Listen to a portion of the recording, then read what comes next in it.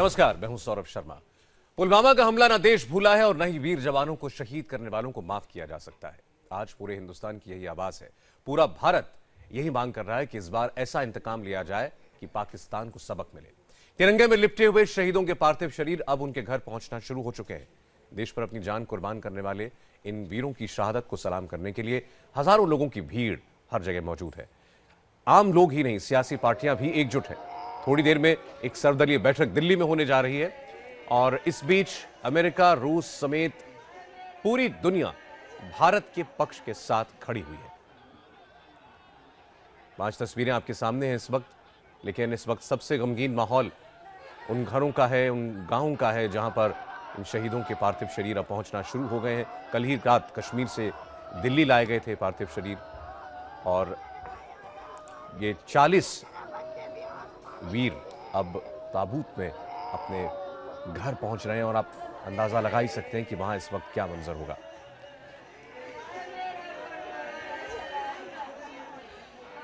शहीदों के पार्थिव शरीर जैसे जैसे उनके परिजनों के पास पहुंच रहे हैं, उनके राजकीय सम्मान के साथ अंतिम संस्कार की तैयारियां हो रही हैं।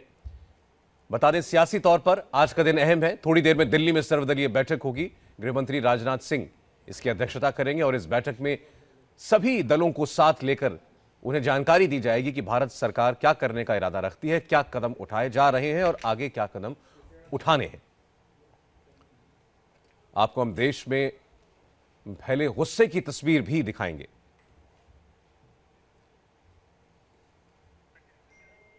शहीद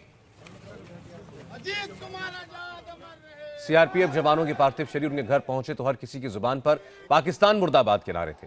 3 तस्वीरें हैं आपके सामने।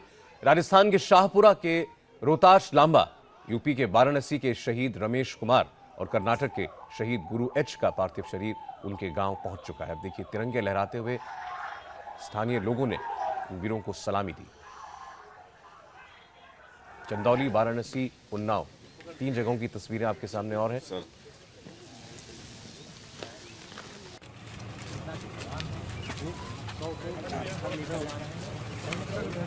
अजीत कुमार आजाद अमर रहे। अजीत पाकिस्तान मुर्दाबाद, मुर्दाबाद, मुर्दाबाद, पाकिस्तान मुर्दाबाद।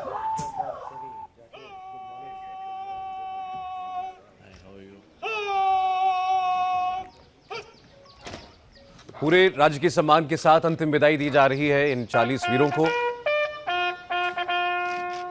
कई जगहों पर केंद्रीय मंत्री शामिल हो रहे हैं, कई जगहों पर राज्य मंत्री। अब देखिए, पूरे सम्मान के साथ इन वीरों की कुर्बानी को सलाम करते हुए उन्हें विदा किया जा रहा है। पटना, देहरादून और उत्तर प्रदेश शामली की तस्वीर है आपके सामने। आपको बताना चाहेंगे, ये 40 जवान जिनको हमने खोया 16 राज्यों से आते थे। आप समझिए कि पूरे देश में इस वक्त कोने कोने में गुस्सा है। और देहरादून की तस्वीर आपने देखी, एक शहीद की बेटी को समझाती हुई एक महिला ऑफिसर, शहीद की बेटी अपने पिता को अंतिम सलाम करती हुई।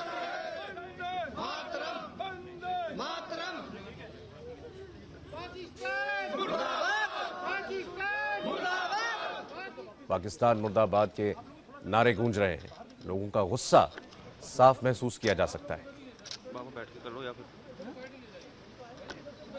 लेकिन जिन्होंने अपनों को खोया वो आज सिर्फ आंसू बहा रहे हैं। छोटे छोटे बच्चे जिनके पिता नहीं रहे, वो ये भी नहीं जानते कि उनकी जान लेने वाले कौन हैं।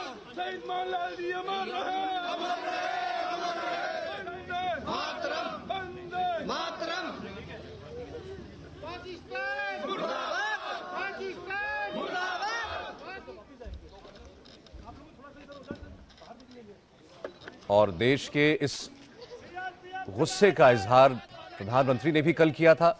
और आपको बता दें कि आज दिन भर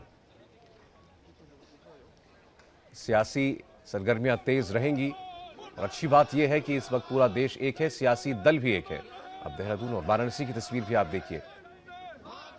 वाराणसी में भी एक शहीद को पूरे सम्मान के साथ विदाई दी जा रही है। हजारों की भीड़ जुटी है हाथों में तिरंगे लेकर। और जज्बा एक है कि इस बार पाकिस्तान की इस हिमाकत को माफ ना किया जाए, सबक सिखाया जाए। देहरादून में शहीद मोहन लाल, उनका अंतिम संस्कार हो रहा है और उनकी बेटी देखिए कैसे उन्हें सैल्यूट कर रही है। मोहनलाल जी अमर रहे, जब तक सूरज चांद रहेगा,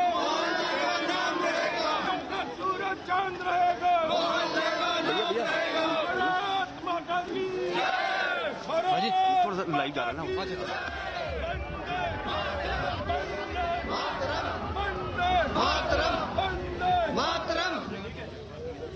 पाकिस्तान मुर्दाबाद, पाकिस्तान मुर्दाबाद, पाकिस्तान मुर्दाबाद, मोहनलाल मोहनलाल अमर रहे, मोहनलाल अमर रहे, पाकिस्तान मुर्दाबाद, मुर्दाबाद, मुर्दाबाद, शहीद मोहनलाल जी अमर रहे, शहीद मोहनलाल जी अमर रहे, जब तक सूरज चांद रहेगा, जब तक सूरज चांद रहेगा। और आपको बता दें, अब पाकिस्तान पर एक बड़े एक्शन की तैयारी जोरों पर चल रही है। यूनाइटेड नेशन सिक्योरिटी काउंसिल के स्थायी देशों से बात की गई है भारत की तरफ से। इसके अलावा रूस, यूएस, फ्रांस, ब्रिटेन और भारत ने कुल मिलाकर 25 देशों के राजनयिकों से बात की है। कल ही भारत ने पाकिस्तान को दिया गया मोस्ट फेवर्ड नेशन का दर्जा भी छीन लिया था और दुनिया भर में एक माहौल बनाने की कोशिश है पाकिस्तान के खिलाफ। लेकिन पाकिस्तान एक ऐसा देश है जिसके ऊपर शायद अंतर्राष्ट्रीय दबाव का कोई असर ना तो कभी पड़ा है और ना अब पड़ने की उम्मीद है। अमेरिकी राष्ट्रीय सुरक्षा सलाहकार ने भारतीय एनएसए अजीत डोभाल से बात की और यह कहा कि भारत को सेल्फ डिफेंस का पूरा अधिकार है, आत्मरक्षा में उठाने का कोई भी कदम उठाने का पूरा अधिकार है और वो भारत का समर्थन करते हैं। आतंक के खिलाफ लड़ाई में भारत के साथ हैं और जैश ए मोहम्मद पर एक्शन लेने के लिए पाकिस्तान पर भी दबाव डाला है अमेरिका ने। आपको बता दें कि यह बातचीत जो फोन पर हुई, ये अमेरिकी राष्ट्रीय सुरक्षा सलाहकार की तरफ से फोन किया गया था, जिसमें उन्होंने भारत के रुख का समर्थन किया और कहा कि भारत जो भी कदम उठाता है आत्मरक्षा में वो उसके साथ हैं। स्टूडियो में हमारे साथ कई मेहमान हैं। हमारे साथ 4 रिटायर्ड सीनियर आर्मी ऑफिसर्स हैं। लेफ्टिनेंट जनरल संजय कुलकर्णी जी, lieutenant general Gurmeet Singh ji, lieutenant general Ashwani सिबात जी और लेफ्टिनेंट जनरल रामेश्वर रॉय। आप चारों का बहुत बहुत स्वागत है। सबसे पहले जो तस्वीरें चल रही हैं, कभी ना कभी हो सकता है आपने अपने दर्शकों के करियर में कभी किसी साथी को खोया होगा, तो आप लोगों से बेहतर कोई नहीं जानता कि क्या महसूस होता है उस वक्त। यहाँ तो 40 जवान खोए हमने और वो भी 16 राज्यों से आते हुए। एक बस के अंदर हिंदुस्तान के 16 राज्यों से आने वाले जवान हमने खोए हैं। जनरल रॉय पहले। देखो सौरभ, सबसे पहली बात यह है कि अगर हम अपने देश के इतिहास को भी देखें तो हर सुबह हमारे लिए ऐसा दिन होता है कि कोई न कोई हमारा वीर सपूत देश की सुरक्षा में अपनी जान खोता है। चाहे वो आज़ादी की लड़ाई रही हो, चाहे आज़ादी के बाद पिछले 7 दशकों का हमारा इतिहास रहा। हमारे देश की जो सेना है वो दुनिया की सबसे एक्टिव सेनाओं में से आती है। हमारे जो बॉर्डर्स हैं, चाहे वो पाकिस्तान के साथ बॉर्डर हो, चाहे वो चाइना के साथ हो, इनका जो दर्जा है दुनिया के सबसे एक्टिव बॉर्डर्स में गिना जाता है। तो इसको देखते हुए मैं कहूँगा कि हर सुबह जब हम उठते हैं तो अपने सपूतों के लिए श्रद्धांजलि देने का जो एक भाव आता है वो आता है। हमको तो आता ही है क्योंकि हमने बलिदान की बहुत कीमत देखी है। और जहाँ तक ये भावभीनी श्रद्धांजलि का माहौल इस समय चल रहा है, आपने जैसा कहा कि एक ही बस में 16 राज्यों के सीआरपीएफ के जवान थे उसके बीच में। इससे बड़ा और क्या उदाहरण हो सकता है यूनिटी इन डाइवर्सिटी, जिसके बारे में हम बार बार कहते रहते हैं। अभी 26 जनवरी की परेड ख़त्म हुई जिसमें हमने पूरे भारत का एक नक्शा राजपथ पे चलते हुए देखा, भारत की ताकत को भी देखा। तो इन सब के चलते जो माहौल बन रहा है, मुझे ऐसा लगता है कि इस समय देश पूरा तैयार है देश की जनता पूरी तैयार है। ये देश की लीडरशिप इस समय सोच विचार कर रही है कि जितने विकल्प हमारे पास हैं, और विकल्प की जहाँ तक हम बात करें तो विकल्प की कोई सीमा ही नहीं है जी। विकल्प की सीमा जो है बिल्कुल एक बहुत छोटे से विकल्प से लेकर के ऊपर तक जाती है, और उन विकल्प में से कौन सा विकल्प लिया जाएगा इसकी बात टीवी के ऊपर तो बहुत ज़्यादा डिस्कस नहीं हो सकती है अपने ऑडियंस के साथ, लेकिन जो भी विकल्प लिया जाएगा वो विकल्प बहुत सोच समझ के लिया जाएगा, और ऐसा विकल्प लिया जाएगा जिसमें कि आज के अखबार में कम से कम ये कहा गया था कि उस विकल्प के अगर एस्केलेट होता है वो विकल्प, तो उसके ऊपर देश की जो इस समय लीडरशिप है इस बात के लिए तैयार है कि वो किसी भी लेवल तक अगर वो विकल्प उठ के जाता है तो किसी भी लेवल तक उस विकल्प को हम फिर जूझने के लिए तैयार हैं। ये मेरे ख्याल से इस पूरे इस माहौल में जिस समय जो चल रहा है उसमें एक बहुत बड़ी बात है कि हम कोई भी विकल्प लेंगे उसमें जहां तक भी वो विकल्प एस्केलेट होता है वहां तक हम जाने को तैयार है। और जनरल सिंह, दूसरी बात, जैसा हमने बताया कि दुनिया भर के राजनयिकों से, देशों के राजदूतों से भारत के फॉरेन ऑफिस से बात की जा रही है। अमेरिकी राष्ट्रपति के निवास से, व्हाइट हाउस का जो आधिकारिक बयान आया है, पाकिस्तान को सीधे सीधे चेतावनी देते हुए कि वो आतंक को पालना बंद करे। और उसके बाद वहां के राष्ट्रीय सुरक्षा सलाहकार ने कहा कि भारत अगर कोई कदम उठाता है अपनी आत्मरक्षा में तो उसको पूरा अधिकार है। दुनिया इस वक्त भारत के साथ खड़ी है। जनरल सिंह, आपकी बात बिल्कुल ठीक है। इस टेररिज्म का जो केंद्र बिंदु है वो पाकिस्तान, आर्मी, आईएसआई और टेररिस्ट ग्रुप है जिनके हेडक्वार्टर्स पाकिस्तान में है। इनका जो टेररिस्ट नेटवर्क जो जम्मू एंड कश्मीर में है वो है सेंटर ऑफ ग्रेविटी। जिस ग्रुप ने ये इंसिडेंट को अंजाम दिया है और जो स्थिति है इस वक्त देश में, जो गुस्सा है देश में, जो एक आक्रोश है, एक बदला लेने की भावना है, एक मिलिट्री ऑप्शन को एग्जीक्यूट करने की जो एक रिजॉल्व लिया है, जिस प्रकार हमने देखा कि कल प्राइम मिनिस्टर साहब ने सीसीएस और जो एक क्लियर रिजॉल्व और जो डिसीजन लिए हैं, ये जरूरी है कि ये डिसीजन को अभी इंप्लीमेंट किया जाए ऑन ग्राउंड।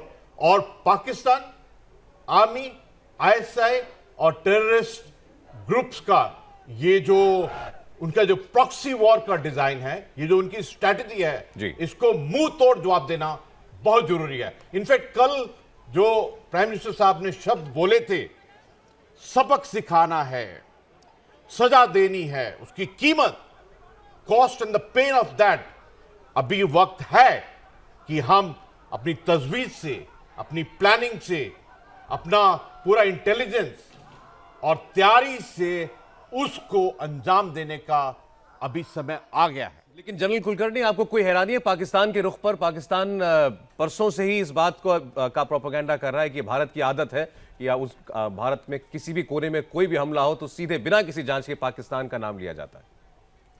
पाकिस्तान हर हमेशा डिनायल मोड में रहा और डिनायल मोड में ही रहेगा। उसकी जो पॉलिसी रही है वो इंडिया सेंट्रिक है। Pakistan has all along been using terrorism as an instrument of state policy. अब जब पाकिस्तान का मकसद ही ये है, और ज़ियाउल हक ने जब कमांड ली, उन्होंने कहा we will bleed India with 1000 cuts।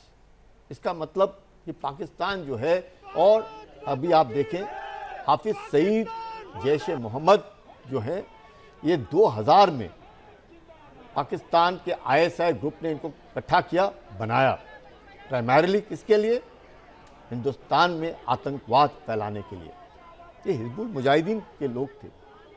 धीरे धीरे तालिबान, लश्कर ताइबा, इनसे मिल मिला करके इन्होंने इस तरह का गठबंधन बनाया कि हम किस तरीके से हिंदुस्तान में आतंकवाद फैला सकते हैं। पाकिस्तान करता रहेगा। पाकिस्तान ने अपने दिमाग में इस बात को जमा लिया है कि उसने हिंदुस्तान के बरखिलाफ खड़ा रहना है। उसको जैसे हम लोग कह रहे हैं, जनरल साहब, मैं जरा चंद सेकंड के लिए तस्वीर पर जाना चाहता हूं। बिहार की तस्वीर है पटना की। मुख्यमंत्री नीतीश कुमार एक शहीद को श्रद्धांजलि देते हुए इस वक्त आप देख रहे हैं पटना में।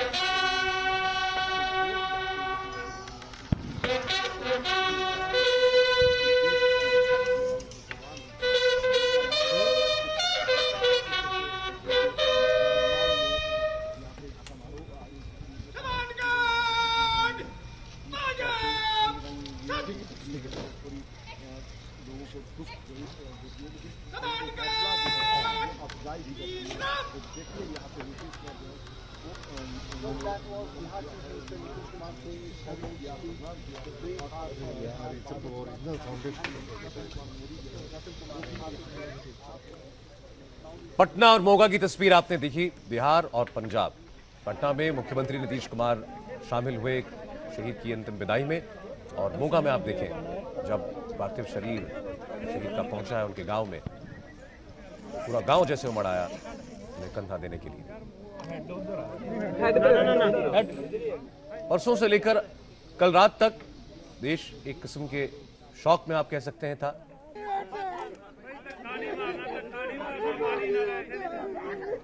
झकझोर कर रख दिया था पुलवामा के इस आतंकी हमले ने। लेकिन अब जब इन जवानों के शरीर पहुंच रहे हैं उनके परिजनों तक, उनके गांव तक, देश के अलग अलग हिस्सों में, अलग अलग राज्यों में, पूरा देश एक साथ अपने गुस्से का इजहार कर रहा है। एक बार फिर आपके सामने है पटना की तस्वीर।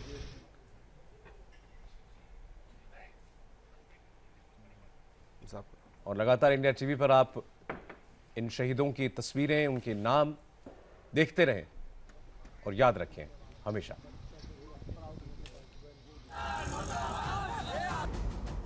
पुलवामा हमले में शहीद हुए यूपी के अजीत कुमार आजाद का शव आज उन्नाव पहुंचा। शहीद का पार्थिव शरीर जैसे ही उनके पैतृक गांव पहुंचा, उन्हें सलामी देने के लिए लोगों की भीड़ उमड़ पड़ी। उन्नाव से देखिए हमारी संवाददाता रुचि कुमार की एक रिपोर्ट। जम्मू कश्मीर में शहीद हुए अजीत कुमार आजाद का पार्थिव शरीर उनके घर से अंतिम संस्कार के लिए निकल रहा है। यहाँ पर लोग बहुत ज्यादा गुस्से में हैं और मुर्दाबाद पाकिस्तान मुर्दाबाद के नारे लग रहे हैं। अभी अजीत 10 तारीख को ही अपने घर से गए थे और घर वालों को ये नहीं पता था कि वो अब भी कभी लौट के नहीं आएंगे। उनकी बेटी जो है उनको स्टेशन छोड़ने गई थी। उनकी पत्नी ने जिस दिन ये हादसा हुआ है उसी दिन उस बस से उनसे बात की थी और उन्होंने कहा था कि बच्चों की पढ़ाई का ध्यान रखना। लेकिन अब इस तरह से उनका ये पार्थिव शरीर अंतिम अपने रास्ते में निकल रहा है। किस तरह का गुस्सा है आप लोग? हम लोग गुस्सा इस तरफ का है कि हमारे 40 जवान शहीद हुए तो उसके बदले पाकिस्तान के 400 जवान शहीद हम करेंगे। ऐसा ही कार्रवाई होनी चाहिए देश के प्रति, बहुत ही सही कार्रवाई। तो बहुत दूर दूर से यहाँ पर लोग आए हुए हैं, उनके रिश्तेदार तो हैं ही, साथ में पड़ोसी भी हैं और जो आसपास के लोग भी यहाँ पर उनको अंतिम विदाई देने आए हैं। और इस तरह से देखिए उनका काफिला यहाँ पे निकल रहा है। कैमरामैन राजीव राय और नवीन के साथ रुचि कुमार, इंडिया टीवी उन्नाव। और रुचि कुमार शहीद अजीत कुमार आजाद के घर भी गईं। अजीत कुमार आजाद की मां से उन्होंने बात की, बेटे को याद करके उनका दिल कैसे भर आया, देखिए। शहीद अजीत के घर पर मातम का माहौल है। माँ का रो रो के बुरा हाल है। चाची हैं, उनकी पत्नी है, बच्चे हैं और सब रिश्तेदार हैं, अड़ोसी पड़ोसी हैं। जिसने जहाँ भी खबर सुनी वो अजीत के घर पहुँचे हैं उनको अंतिम विदाई देने, उनको श्रद्धांजलि देने। माँ उनकी हैं, बोलने की हालत में नहीं है। क्या आज के दिन आप अभी कह रही थी कि आप 10 तारीख को मिली थी बेटे से अपने आखिरी बार? 10 तारीख को गए घर से, वही करीब 2 बजे। सोमवार का बात हुई है, बुआ बहन तो हुई है, बुआ से हुई है। आपकी भी बात हुई क्या? हमारी 11 तारीख को बात हुई। जब पहुंच गए जम्मू पहुंच गए तब बात हुई, मम्मी हम पहुंच गए हैं।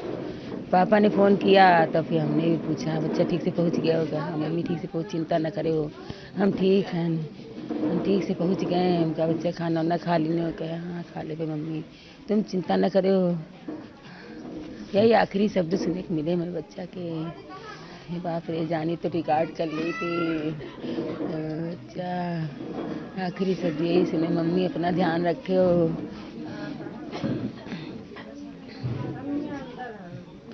बहुत ध्यान रखते थे आपका? बहुत ध्यान रखते थे। इतना बड़ा हो गया था फिर भी बेटा मेरे पैर में तेल लगाए, दवाई लगाए। क्या मम्मी तुमने लगाया तो क्या हम नहीं लगा सकते?